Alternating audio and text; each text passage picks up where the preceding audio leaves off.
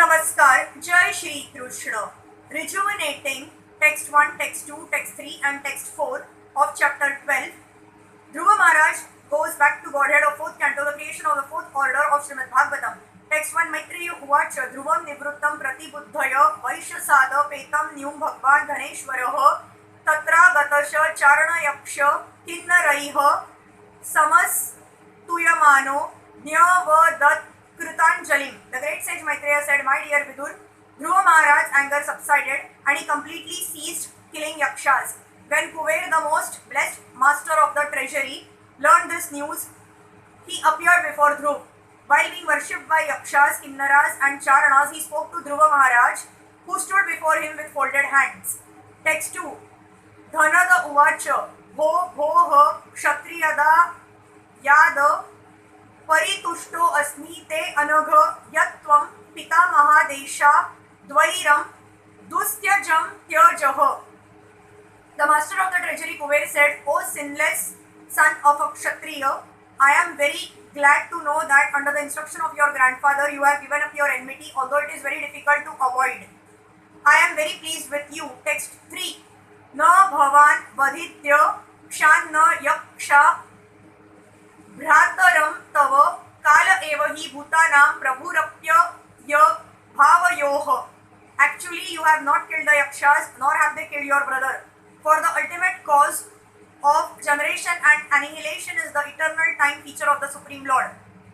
When the master of the treasury addressed him as sinless, Dhruva Maharaj, considering himself responsible for killing so many yakshas, might have thought himself otherwise.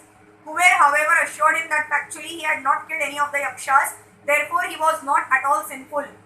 He did his duty as a king as it is ordered by the laws of nature. Nor should you think that your brother was killed by the yakshas, said Kuver. He died or was killed in due course of time by the laws of nature.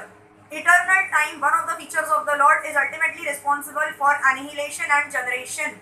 You are not responsible for such actions. Text 4. Aham Tvamitya Partha Dhira Jnanat Purushasya hi Swapa Niva Bhatya Tada Dhyanatya ya Bandha Viparyayav. Misidentification of oneself and others as I and you on the basis of the bodily concept of life is a product of ignorance.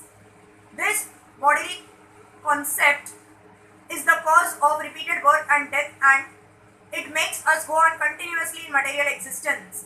The conception of I and you, aham tvam, as separate from each other is due to our forgetfulness of our eternal relationship with the Supreme Personality of Godhead.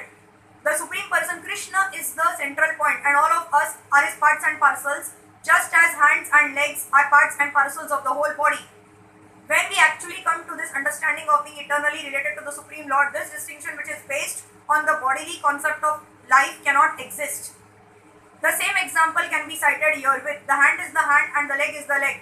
But when both of them engage in the service of the whole body, there is no such distinction as hands and legs, for all of them belong to the whole body and all the parts working together constitute the whole body.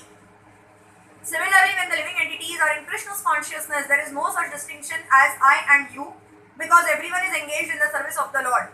Since the Lord is absolute, the services are also absolute. Even though the hand is working one way and the leg is working in another way, since the purpose is the Supreme Personality of Godhead, they are all one. This is not to be confused with the statement by the Mayavadi philosopher that everything is one. Real knowledge is that hand is hand, leg is leg, body is body, and yet altogether they are one. As soon as the living entity thinks that he is independent, his conditional material existence begins. The conception of independent existence is therefore like a dream. One has to be in Krishna's consciousness, his original position. Then he can be freed from material bondage. Hare Krishna.